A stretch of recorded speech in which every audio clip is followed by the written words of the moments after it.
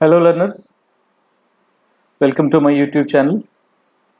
I am Sridhar Jalpati, and in this video I will be discussing 5 important puzzles in interview point of view, and there are some 50 to 60 famous puzzles, but I cannot make all those in one video, so I am making couple of videos for these puzzles. So that's why I have named this video as part 1, and I will be making few more parts as well to cover all the important puzzles. And you being an engineering graduate might be wondering why puzzles are important, why these puzzles are asked, because there are nearly 25 plus topics in quantitative aptitude as well as logical reasoning. And in addition to that, when you clear the aptitude test and then technical round and then finally if you attend the HR interview, people ask these questions, these puzzles quite frequently. Now let us answer these questions ourselves first and then we will start our discussion of puzzles. Why puzzles are asked in an interview? It's a very simple reason, because in any industry, in any sector, for any job profile, creativity, logical thinking, out of box thinking is something, those qualities that one should possess. And by answering these puzzles in the interview, you will have a chance to express, you will have a chance to send a message to the HR that you have those skills, you have the skills what they are looking for. And second, most of the students think that since these are popular puzzles 50 60, so we can remember those puzzles and the answers as well. Now, which is not true. One cannot remember the puzzles because there is a fair chance that people change the numbers, people change the situations in the question. So one should always concentrate on the methodology and the concept used in solving that puzzle, not the numbers, not the answers, because there is a fair chance of changing those in the interview. And the last question is, where do we get these puzzles? Now, unfortunately, this aptitude and these puzzles are not part of engineering students in any academic year, in any semester. So these skills that you need to acquire parallel to your academics by practicing regularly, especially these puzzles, whichever question comes in your way, instead of passing by that, instead of skipping that, you just take it seriously and try. You may not get answer for every puzzle, but at least when you try it, your thinking will be improved, and ultimately that is what we need. Improving thinking is the major criteria, the major factor in solving the puzzles. And when it comes to where do we get these puzzles, obviously because of this social media and social network, people are sharing these puzzles as well, especially in this coronavirus lockdown period. I've been getting a lot of puzzles as I'm part of different family groups, WhatsApp groups. Students are sending me puzzles. Even there is no age limit for puzzles. I have a WhatsApp group in my apartment. People who are of 50 plus are also sharing the interesting questions. So when you get these questions, you just need to be open-minded to try them. You should not feel that this is none of my business. So you just have to be open-minded to learn. And let's start our discussion. As I said, I'll be covering 5 puzzles in this video. So whenever you see a question on the screen, I sincerely suggest you try first. You may not get the answer for every puzzle, but try first and then continue the video to check your answer. Let's start our discussion, and here is the first puzzle. Pause the video, read the question, try, and then continue the video to see the solution. You can also take the screenshot of the question of this video so that you can have the question with you. What the question is saying: you are standing before 2 doors. One of the path leads to heaven and the other one leads to hell. There are 2 guardians, one by each door. You know one of them always tells truth and the other one always lies. But you don't know who is the honest, who is the liar between the two. And you can only ask one question to one of them in order to find which way to the heaven. So here the task is, you want to find which way to the heaven, but you can ask only one question to one of them. To any one of them, you should ask only one question, and your task is to find which way to heaven. Between the two, one always says truth, one always gives a false statement, one is always a liar. Try.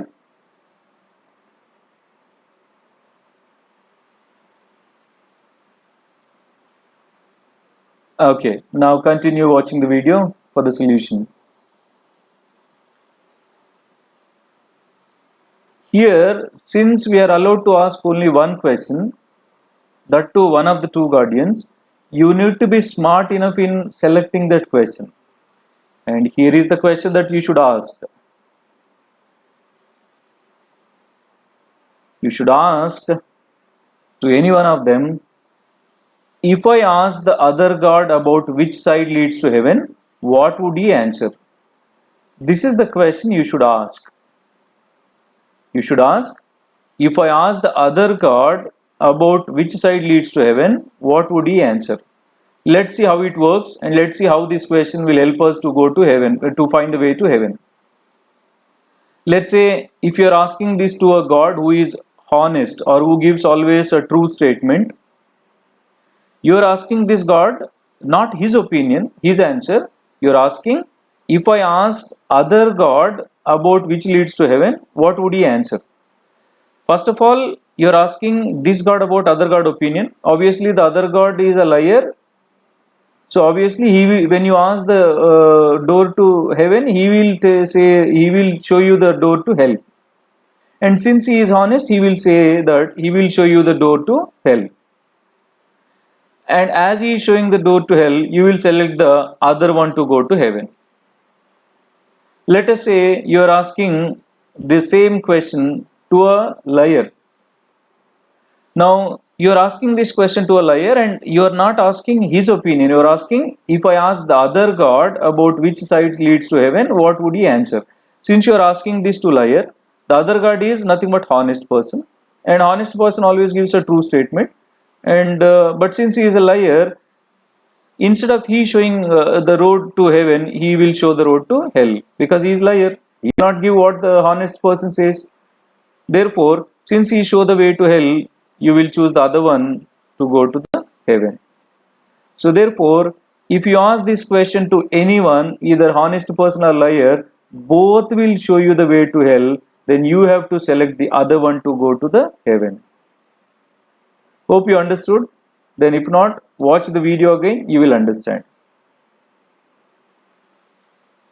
Thank you. Let's move to the second puzzle. And here is the popular puzzle. What is the 10-digit number which is of the form A0, A1, A2, A3, so on up to A9, in which I occurs AI times? I occurs AI times. For example, if I number them as 0, 1, 2, 3, 4, 5, 6, 7, 8, 9, whatever the number I am writing here, that should occur 0 number of times. Or if I write 5 here, then 0 should occur 5 number of times. Let's say if I write 8 here, 3 should occur 8 number of times. Let's say if I write 2 here, that means 6 should occur 2 times. If I write 0 in place of 9, then 9 should occur 0 number of times. That means there should not be any 9 in the number. So that is the question. Again, pause the video. You try first. And then continue the video to check your answer.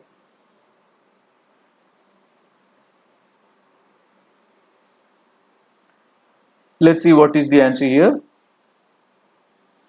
Suppose if I take all the 9 in place of 0, that means as in place of 0 you are taking 9, 0 should occur 9 times.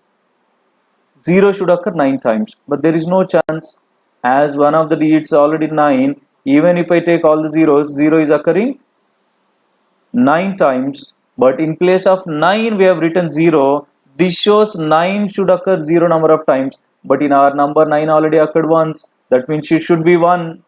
And if I take 1 here, there are no 9 zeros in the number. Therefore, let me change the digits.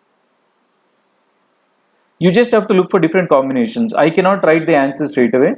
Let us derive a logic. Let us come to a conclusion about how to find the answer for this, and then I will write the answer here. Let's say if I take 1 5 times, that means this indicates 1 should occur 5 times.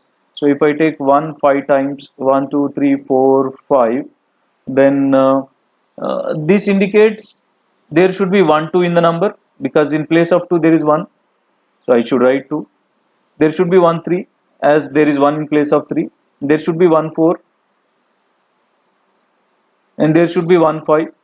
But when you are writing 2 3 5 here, this indicates 6 should occur 2 times, 7 should occur 3 times, 8 should occur 4 times, 9 should occur 5 times, and there is no chance. So therefore this is also not working. So after trying different ways, it's very clear that in our number you need to take limited number of numbers to satisfy this condition, and out of them you should take maximum number of zeros. Let us take, if I take 8 zeros, in place of 0 I am taking 8, it means 0 should occur 8 times. But before I take 0 occurring 8 times, as 8 already occurred once in my number, I am writing 1 in place of 8. As I have taken 1 here, that means 1 occurred once in my number. Then as 0 should occur 8 times, you don't have a place to keep 8 zeros here. These are only 7 zeros, which is not satisfying the condition. Therefore, let us reduce the number of zeros in the number. That is, if I reduce the number of zeros in the number, let's say I am taking 6 zeros. I am writing 6 in place of 0. This indicates 0 should occur 6 times. As I took 6 here, so 6 should occur 1 time. And 0 5 times, right? And 6 times. What do you take here? If you take any number here, either 1 or 2 or 1 1, whatever, if you take 1 in place of 8, that means 8 should occur once in your number, but there is no 8 in the number. If you take 1 in place of 9, 9 should occur once, there is no place for 9 in the number. So therefore this is also not satisfying. Then I am taking 6 in place of 0, 1 6, 1 2. As I have taken 1 twice, 1 occurring twice, rest all zeros. Now you can check. In place of 0, I took 6. This indicates 0 should occur 6 times. 1, 2, 3, 4, 5, 6 times. In place of 1, I took 2. That means 1 should occur 2 times. So 1 occurred 2 times. And in place of 3, 0, that means there should not be any 3 in the number. There should not be any 4 in the number. There should not be any 5 in the number. There should not be any 7 in the number. There should not be any 8. There should not be any 9. So all satisfied. In place of 6, I took 1 because 6 occurred once. So the answer is 6 2 1 0 0 0 1 0 0 0.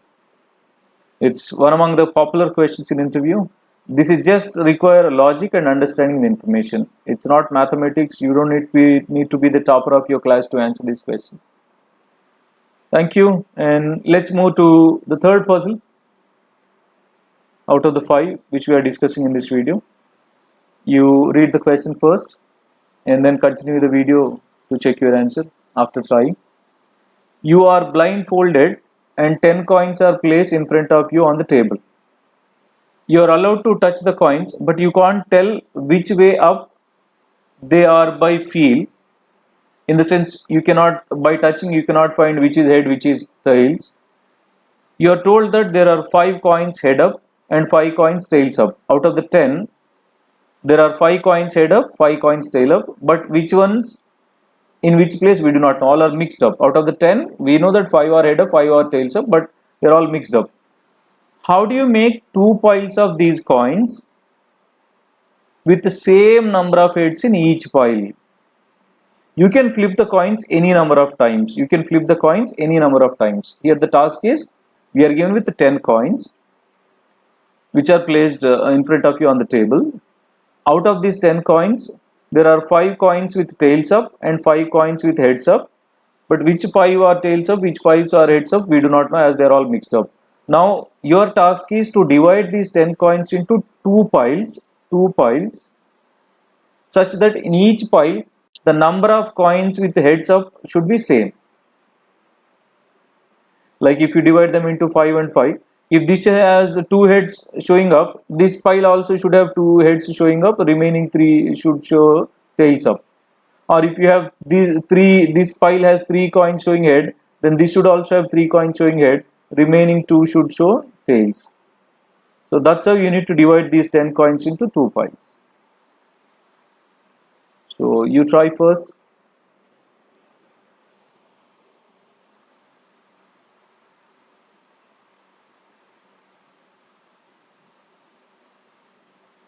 And here is the solution.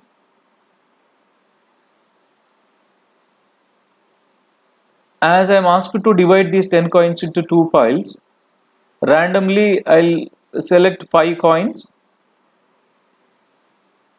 in one pile and 5 coins in the other pile.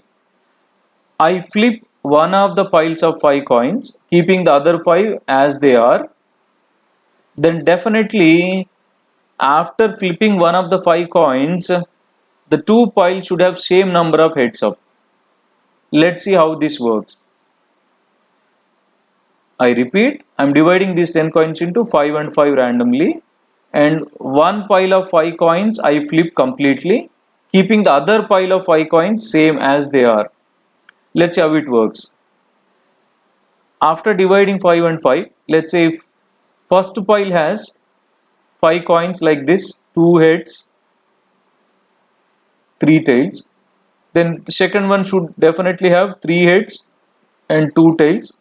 As he said, there are 5 heads up and 5 tails up in the 10 coins. Now, as I am flipping the first pile, then head becomes tails, and 3 tails become 3 heads. Now see, both piles have same number of coins showing head up. Let us consider second case. Let's say when I divide them into 5 coins and 5 coins of 2 piles, and then I am flipping the first group of coins, first pile of coins. Let's say first pile, in the last case I took 2 heads, 3 heads. Let's say first pile consists 4 heads and 1 tail. Then obviously second pile should consist 1 head and 4 tails. What I am doing, I am flipping the first pile. When I flip the first pile, these 4 heads become, on flipping, 4 tails, and this 1 tail become heads. And see, both number of piles have same number of coins showing head up. Let us consider one more case. When I divide them into two piles of 5 and 5, let's say first pile has 3 coins showing heads and 2 showing tails. Then obviously second will have 2 coins showing heads and 3 showing tails, because there should be total of 5 coins showing up heads, 5 coins showing up tails. And what I'm doing, I'm flipping the first pile of coins. When I flip this first pile of coins, 3 heads become 3 tails and 2 tails become 2 heads. And if you see, both piles have same number of coins showing a head up. So the logic is simple. As you are given with 10 coins, divide them into 2 piles of 5 and 5 randomly, and then flip one of the piles. This works not only with 10, any even number. Let's say if you are given with 12, divide them into 6 and 6. You flip one group of 6, then obviously after flipping the first group, then both piles will have same number of coins showing heads up. I hope you understood the puzzle. A very tricky one. And let's move to the next puzzle. Here is the question. A box has 49 red, 53 blue, 58 green and 62 white color marbles. All are mixed up. How many minimum marbles one has to pick up randomly to say confidently that you have 15 marbles of same color? That can be any color, but 15 marbles of same color. So pause the video, you try first, and then continue the video to check your answer.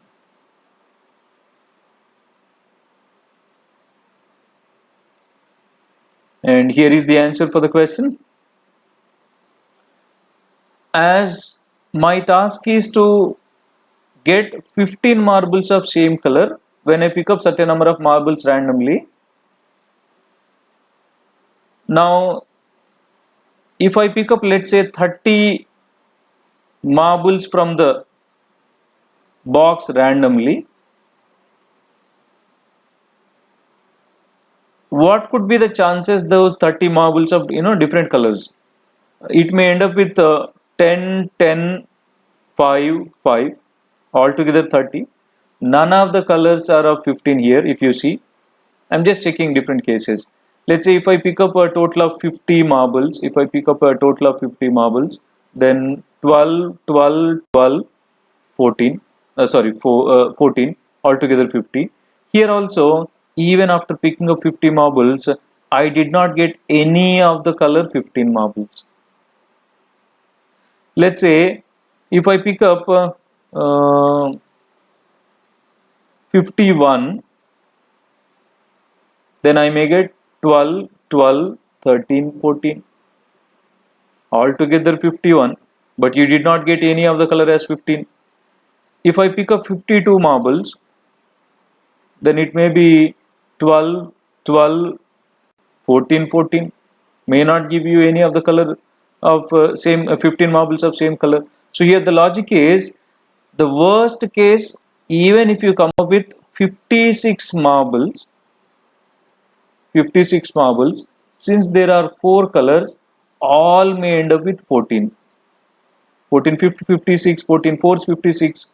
You got 56 marbles, each are 14 and none of the color is of 15th marble here. But if I come up with the 57 marbles, then definitely one of them should be the 15th one. That can be anything. That can be a red color one or blue color one or green color one or white color one. So picking up 57 will guarantee 15 marbles of same color. So here the logic is, worst case, all ending with 14 plus 1. That plus 1 can be of any of the color. If that plus 1 is of red color, you will get red color marbles of 15. If it is of blue, blue color. If it is of green, you will get green color of 15. If it is of white, you will get 15 marbles of white color. Now the logic is here, since there are 4 different colors and you want 15, so answer 4 into 14 plus 1. If there are 5 different colors, and if you want same 15, then answer is going to be 5 into 14 plus 1, 71. If there are 6 different colors in the box and you want 15 of same color, then 6 into 14 plus 1, 85 is the answer. If there are 7 different colors in the box and if you want 15 marbles of same color, then 7 into 14 plus 1, that is 99 is the answer. Hope you understood the logic. In the same question, let's say instead of 15, you want 20 marbles of same color. Then since there are 4 colors, worst case is all ending up with 19 plus 1, that is 77. Let's say if you want 25 of same color, then since there are 4 colors, worst case all ending with 24 plus 1, 97 is the answer. If you want, let's say 40 marbles of same color and there are 4 different colors, worst case all ending with 39 plus 1, that is 157. So that is the logic in this case. This got nothing to do with permutations, combinations. It's a simple logic. Thank you. And here is the last puzzle in this video. Quite popular one. Most of you might be knowing this. In a chessboard, how many 4x4 size squares are there? How many 4x4? First of all, one should know what is 4x4 size. This smaller one is called 1x1 size. Little bigger to that, this is called a 2x2 square. And let's say this one is called a 3x3 square. And bigger than that, let us say, I can say this one is called a 4x4 square. So in this chessboard, you are asked to find how many 4x4 size squares are there. Now first of all, to answer this question, you should know total how many squares are there in a chessboard. You cannot calculate the number of squares in a chessboard manually. There is a shortcut. That is, in chessboard we have 1x1 squares, 2x2 squares, 3x3 squares, 4x4 squares, and 5x5, 6x6, 7x7, and the biggest 8x8. And if you see how many of each, 1x1, 64 smaller boxes, 2x2, 49. By the way, 64 is 8 square, 2x2, 7 square, 3x3, 6 square, which you will see 36 in number, 4x4, 5 square, which you will see 25 number, 5 by 5 4 square, which is 16 in number, and 6 by 6 3 square, which are 9 in number, 7 by 7 2 square, which are 4 in number, and 8 by 8 1 square, which is 1 in number. So the total number of squares in a chessboard is sigma 8 square, which will give you as 204. The number of squares in a chessboard is sigma 8 square, which is 204. But here we are not asked to find the total number of squares. We are asked to find the number of squares of size 4 by 4, which is 25. So there are 25 4 by 4 size squares are there. Not only 4 by 4, you can find any size squares in the chessboard by using this technique. That is 1 by 1 8 square, 2 by 2 7 square, 3 by 3 6 square, 4 by 4 5 square, and so on. So answer 25. So these are the 5 puzzles which I have selected in this video. So as I said, there are some 50 to 60 famous puzzles. In the next video, I'll be selecting few more puzzles. I'll try to increase the number of puzzles in each video, and I'll try my best to cover maximum number of puzzles in videos. And if you like my video, then share it to your friends. Do subscribe to my channel. And also one important thing, if you have any interesting puzzle, whether you know the answer or not, please post that question in the comment box so that everybody will get to know that question and they will get a chance to try it. It's all about sharing the puzzles. It's all about sharing the information. And thank you so much.